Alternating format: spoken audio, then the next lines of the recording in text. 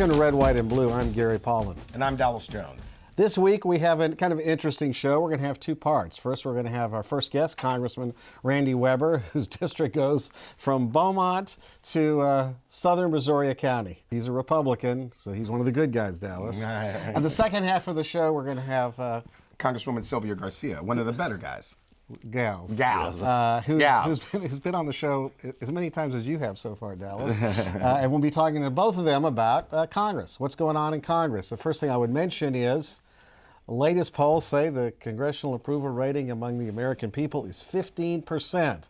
And I thought that Trump's numbers were troubling, but not so much compared to Congress. So why is it, and of course it's interesting, you've been in office since 2012, you've gotten reelected overwhelmingly each time, so yet the institution is thought of in very low esteem. Individual congressmen like you, Congressman Weber, are thought of in high esteem by the voters. So can you explain what's going on? Well, sure, Gary. It's because of all of the discord and the fact that Congress is not working together, and there's just so much angst, and there's just not a lot of things getting done. Quite frankly, I've been there, 6 years, 9 months, and 7 or 8 days now. But who's counting? But who's counting? And it seemed like every time I've been there that we've never got budget done. We've always passed a CR, and so we have a lot of bickering going back and forth about what the priorities are. The American public's tired of it. So is there things that could be done to reform Congress so like the Congress would pass budgets on time? Well, absolutely. Of course, I'm on record having voted for the balanced budget amendment. Of course, you're not going to get enough votes to get the mandatory level to get that out of Congress, but we ought to have a balanced budget just like any family does, just like the state of Texas does. You know, I served 4 years in the Texas legislature before I got demoted to Congress. And we had to have a balanced budget. And so there are things that could be done. Could we get them out? That's the question. Why is it that the partisanship seems not to be getting better over the years? It seems to be getting worse. And it doesn't matter who's in charge. It doesn't matter who the president is. No, those things matter, but his question. Well, Sure, in terms of partisanship. Right. Well, I'm interested first in what he says about who it is that matters and why they matter. But you're absolutely right. They're getting worse. Social media, of course. You're seeing a division in the United States of America. You're seeing two different mindsets. And if I can be really politically incorrect and on topic here, you're seeing a movement right now to unelect a duly elected president by going through impeachment that really there just is not the evidence for. So that's a really dividing line. And as he said, as Dallas said, it does matter who's in the White House, and there's a lot of angst right now. And you're going to see that for a period of time played out. So I guess during that time, we're not going to get anything else done, right? Well, unfortunately, you're probably right. I was hoping to get an infrastructure bill done. We've got disaster relief. You probably know that my district, the Gulf Coast of Texas, those 3 coastal counties, which, by the way, is the most contiguous district that I know of. It's not gerrymandered. It's 3 straight counties from Louisiana, Jefferson County, Galveston County, southern half of Brazoria County. We were ground zero for Harvey flooding, and then Imelda hit us really bad. Huge energy. So we want jobs, we want business on track, we want tax reform, we want the government out of our lives, and we want disaster relief. And that's what's important in my district, and that's what I've been working toward. Congressman, you brought this up, and so I will follow up. In regards to the inquiry around impeachment, you have said that there are no grounds for the inquiry and that essentially it is your belief that it will derail the other work that the U.S. Congress has to do over the next couple of months. I'd like to hear your thoughts more about why do you believe there are no grounds? Well, a little background on the impeachment process, Dallas. I'm sure you've read the Constitution. It's supposed to start in the House, go through the House of Representatives by a vote, goes over to the Senate, read your Constitution. And it's not just for the president, it's for all elected officials, other elected officials as well. But it goes over to the Senate, and of course it takes 2/3 of the senators present. Doesn't have to be 2/3 of 100, just whoever's present. If you go back and look at history, Andrew Johnson, right after Lincoln, missed the vote to impeach him, fell by 1 vote. You go back to Bill Clinton, that vote failed 55-45. And now along comes Donald Trump, 3rd time. Well, actually, if you went to Nixon, and I had Nixon's old office, He did. Well, I think it was August 8th, 1974, but I had Nixon's old office my first 4 years, so we thought we got all the listening bugs out. But Republicans and Democrats alike went to him and said, Mr. President, we got you. You knew about the Watergate break-in, you're on tape, and we're going to impeach you, and he knew that. So the evidence was there. Now comes this, where you're talking about, you raise a really interesting constitutional dilemma here. Because what's happening, Dallas, is you've got a president who has executive privilege. Indeed, he cannot be forced to give it up. Now, the Supreme Court did so in the Nixon tape discussion. That was good. But instead of a Supreme Court decision, you've got a whistleblower, an anonymous person who is saying that he heard someone, or she, I'm not sure, heard someone else talk about the telephone script, which I have the complete transcribed script right here. And that it was right there. Yes, sir. Okay. And that it was a quid pro quo. Good reading. And it is good reading, and I've read the entire thing. And now you've got a constitutional dilemma because you've got the hearsay of an anonymous person. Now, if you and I were going to be brought up on charges, we're guaranteed by the Constitution to be able to confront our accuser. But you're saying you're going to go around presidential executive privilege with an anonymous accuser on hearsay? Something's wrong with that picture. So, and I would say the short answer from my standpoint is there may be things that Bill Clinton did that were impeachable, not what he did with Monica. It was wrong, but not impeachable. I believe the Republicans messed up bad. I will say this, if you noticed after the impeachment process that President Clinton and Newt Gingrich were able to work together in terms of compromising on major issues facing the country, and actually that was the last time we had a surplus in our budget. 96, yes. I think it was. So there was progress made. Now, and I think that at the end of the day, I think that Gingrich and Clinton actually liked each other. I really think that. Mm-hmm. With Trump, I think the people who don't like Trump have a visceral hate for the guy. They really do. And to be frank, as an observer, has observed things a long time. Longer than you, brother. And the people that don't like Trump believe he has a visceral hate for a lot of people. Yeah, and I would say that Trump has got issues, okay? His style of leadership is not my cup of tea. I think, and I don't believe in setting policy by tweets, setting foreign policy by tweets. I mean, look, my biggest concern about Trump is what happened this weekend. He talks to the president of Turkey, and he gives them the green light to invade Syria and do something about the Kurds, who are allies against ISIS, who are keeping, 15,000 ISIS terrorists in camps, but now they're going to have to abandon that because they got to go defend themselves against the Turkish invasion that Trump essentially gave a green light to, talking to apparently nobody because it was announced by tweet. And then he gets the feedback that came from your colleagues in the Congress, absolutely. Democrats, and I mean, this was like unanimous. This is a bad idea, except for my friend Tucker Carlson, who's an isolationist, who thought it was a good idea. Mm-hmm. And so I'm concerned about how decisions are made. Well, and you're not the only one saying that, but the president, to your earlier question about why is not anything getting done for all these years, and it predated me. I mean, it didn't just happen when I got there. It was going on for a long time. The American people voted for somebody that they wanted to drain the swamp, to coin a phrase, to use a phrase. They wanted him to shake things up, do things differently, and they liked the fact that he comes directly to them with tweets and goes around the media so that it can't get the truth can't be changed. Are you saying that the media is prejudiced and biased? Well, if I thought that, I'd label them fake news. So, they've already got that label. Yeah, they do. Yeah. So I guess my question, my follow-up to Gary's comments and his question to you is, does any of this, in terms of the what the polling numbers reflect, are not good approval ratings, right? I get what you said in terms of people disapproving of that's Fino's paradox, right? People disapprove of Congress, but they like their individual congressman for the most part, right? With the approval ratings being this whole, obviously the American people are concerned. Right. Does any of that concern you? The polls, I don't give a whole lot of credence to, Dallas, and I'll tell you, I'll go back to when Trump was running. When he got the nomination for the Republican nomination for president, Did you support him? Yes, sir.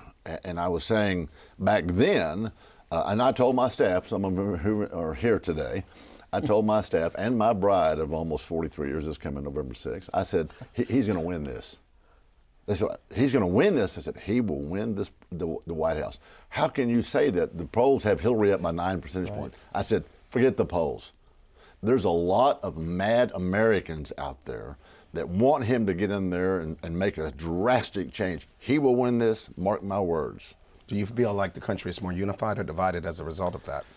Well, I can speak for my district. My district is solidly behind Trump. I can't speak for the rest of the country. You're seeing it, though, in the visceral that we hear in the social media. You're seeing it between Democrats and Republicans, and there's a couple of independents out there as well. And so you're seeing that in the halls of Congress talk about socialism. And that's dividing the country further. I'm 66 years old, 9 months and a few days, and I've never seen so much talk about socialism. What about nationalism? Well, being patriotic for your nation is not a bad thing. I don't get where people make that connection. Now, if it's white nationalism or black nationalism or something as opposed to another group, sure. Why don't we just be Americans? Why can't we just be Americans? And then if we get there, just pull together.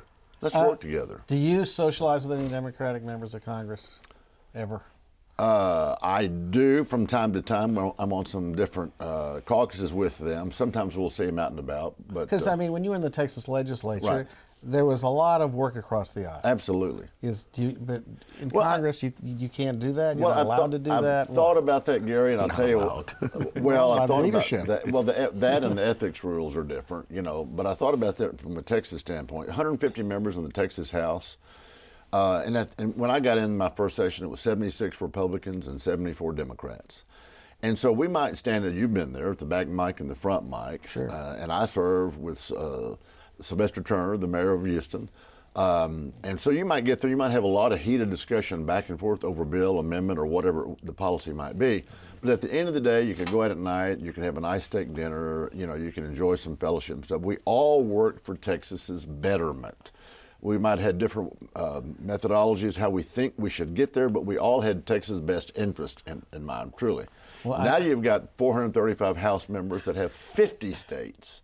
And they've all got many, many varying interests. So that's the hard thing. That's what makes Texas the greatest state in this country. Well, that's one of the things, Dallas. That's one of the things, Dallas. Congressman, our time is up. I'm sorry. We could spend probably hours with you. Sure. Congressman Randy Weber, thanks so much. You're one of the good ones in Washington. And, well, thank you. Hopefully you'll continue as long as your wife lets you serve. Right. We will be back with the second part of this show with Congresswoman Sylvia Garcia. Please stand by. Welcome back to Red, White, and Blue. I am Dallas Jones.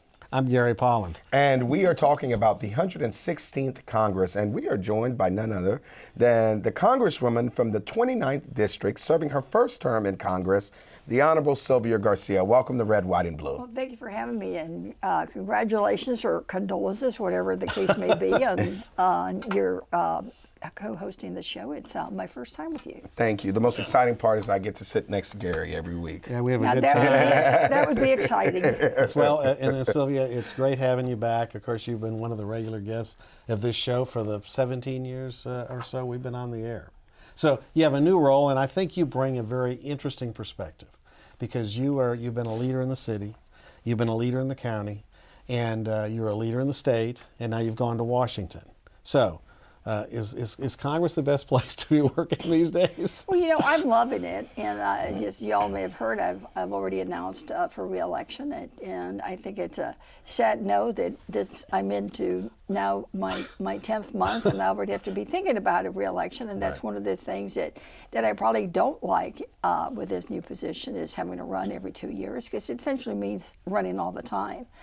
Because I think we should be focused on working for the people and working for the district, especially for my district right now. Imelda and Imelda recovery and all that happened with the flooding in our area is, foremost on everyone's mind. So this week we had a town hall meeting together with Representative Wally and Senator Alvarado, and we had over 200 angry people because many of them were just finishing recovery from Harvey. Absolutely. Had just gotten themselves together, and then boom, another one hits. Is there anything that you all can do, that is you and your colleagues in the Texas delegation, to assist in preventing future flooding in your district? Well, I think the only thing we could really do is just provide more funding to the local jurisdictions, especially Harris County Flood Control, and to provide more funding through the Community Development Block Grants and other disaster recovery funds that flow through from the Congress, because a lot of the flood maps and the decisions of where development occurs, decisions on where they do projects, really is in local governments. But for us, it's really about making sure that we extend the National Flood Insurance Program. Right now, it's set to expire in November.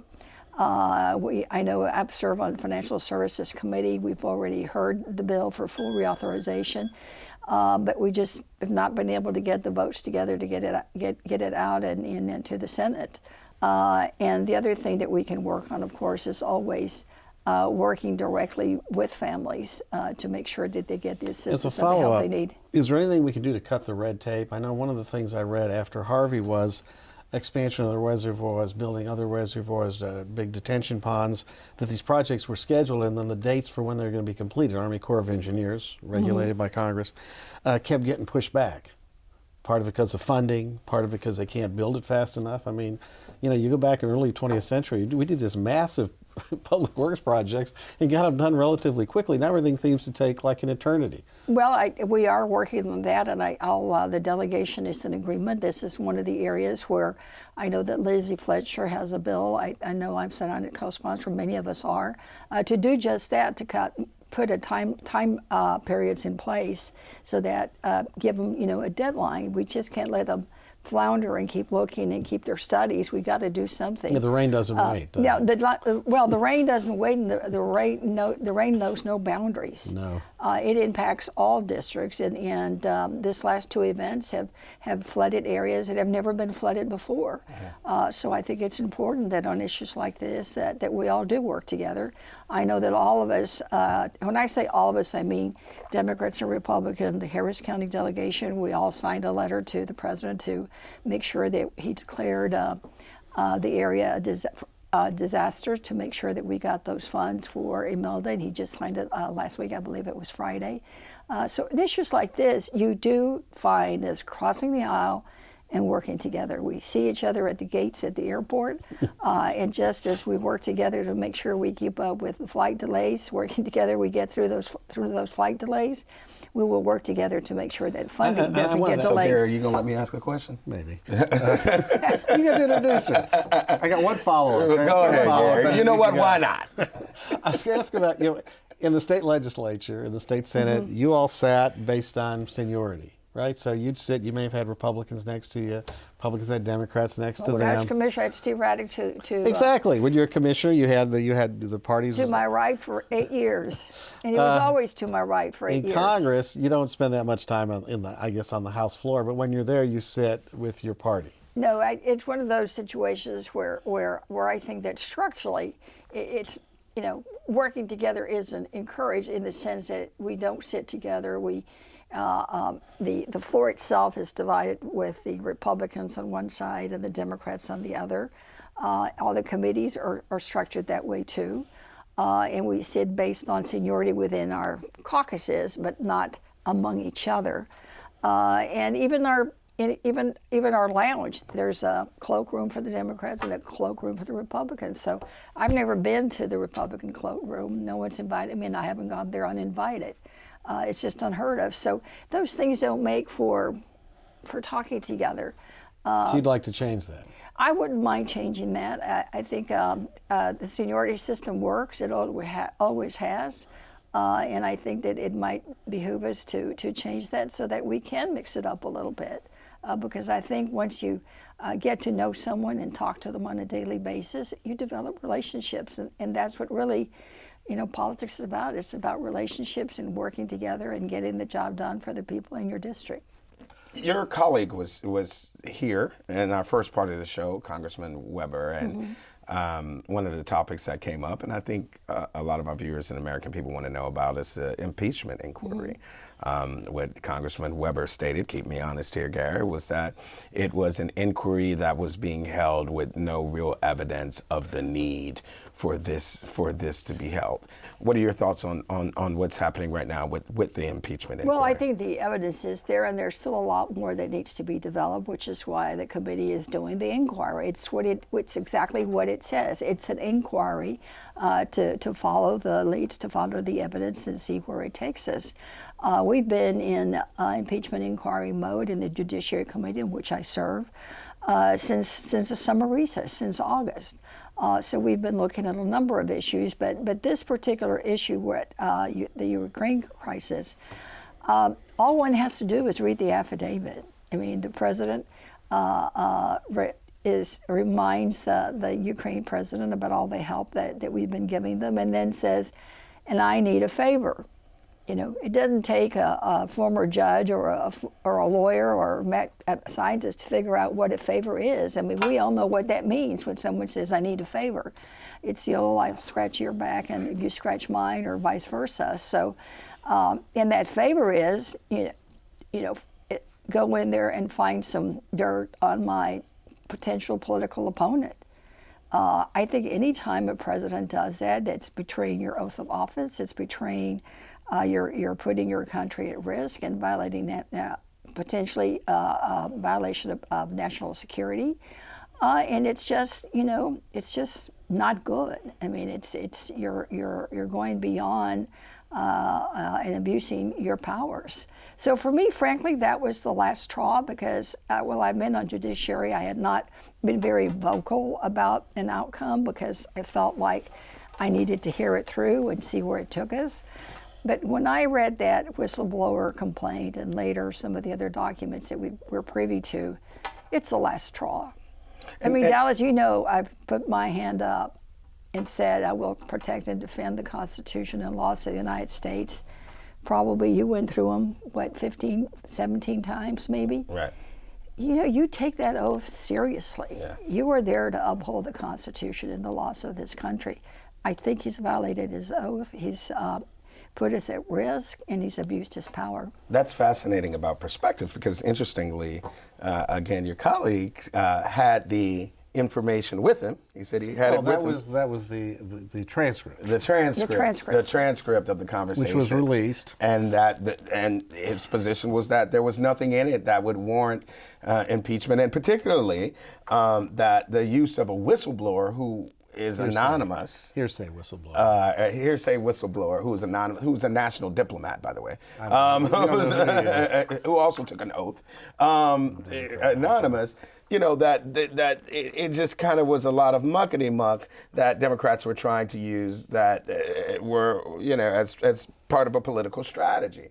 But you're saying that there's a real need and cause for concern for the American people to look into this. They're going through that now, last week and this week. The complaint names a number of people that he or she references and says that he heard it from them or that he learned from them. So what that does is, in the inquiry, we'll bring those folks in to find the facts. Maybe you'll find people who actually have firsthand knowledge as opposed to hearsay, which is not admissible in a court of law in the United States. But this is not. And by the way, I'm not a big defender of Trump. But this is not a courtroom. Remember, it's more in the nature of a grand jury. Show trial. And all you do is say, you find the evidence of whether or not the person should be impeached. So it's more the nature of a grand jury and an indictment, but then it has to go to the Senate for a trial. So we don't have to do what I call, beyond the doubt, and this is not a criminal proceeding, it's civil. So all this talk about hearsay, all this talk about a lot of the courtroom protocol doesn't really apply. Those standards are not what an impeachment inquiry is about. You say that will happen in the trial in the Senate if there is one. A trial. And I don't want to spend all this time talking about this because I think the impeachment is. Of course you don't. No, because actually there are issues that the country faces that I'm concerned and remember, about. Gary, the president admitted that yes, he asked Ukraine for help, and now he's we have an invited, anti-corruption and now treaty he's with invited, and now he's invited China to do that. We have So, anti-corruption treaties. you know, but what, If you what want does to that say mean? that Trump is not artful in how he says things at times, you're right. But here's what happens when we're distracted by trying to replay the 2016 election as opposed to running the 2020 election and let the American people decide who they want in office.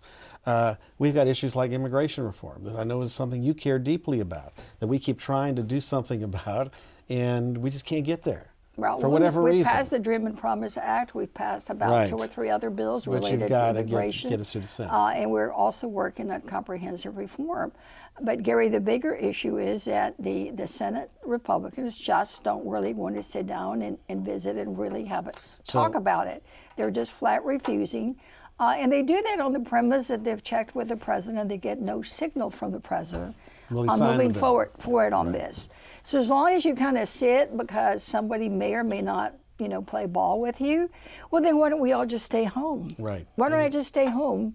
Then you wouldn't be Because, waiting at the airport. That would be a good well, thing. I mean, that's the plus side of it. But I wasn't hired I got it. for the job to stay home. I am there to work for the people, and the Democrats have passed over 100 bills, everything from minimum wage to the Equal Pay Act to reforming our elections. Congresswoman, I hate to cut you off. We are Background checks. out of time. I mean, I can go on, and we don't have enough time. No, we'd have to bring you back. Yeah, We'd we have to bring you definitely, back. we definitely will It's have great you seeing back. you again. Thank you for joining us You today. need to be out. People need to This hear is you. it. Catch you next week on another episode of Red, White, and Blue. I'm Dallas Jones.